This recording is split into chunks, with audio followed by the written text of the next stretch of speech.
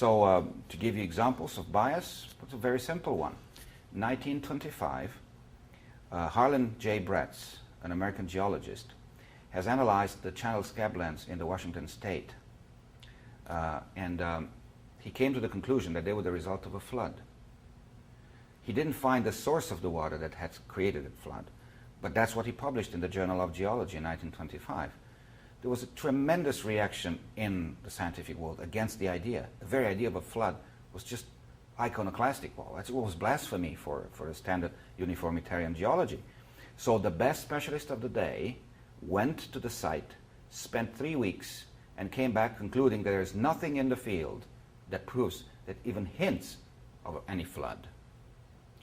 Today, it is standard teaching. We call it the Spokane flood.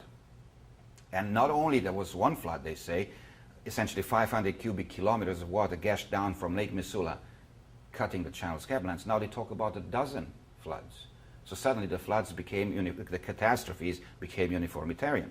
But that man's bias was this: there's no such a thing as catastrophic events. So he couldn't see anything. But if you look in there, you have the great coulees there, which show massive flow. And then you have something even more interesting. There are gigantic ripple marks. I've got a picture of ripple marks 15 meters deep, and there's a cut through them. So you can see the ripple marks like that. I mean, what better evidence of massive flow you want?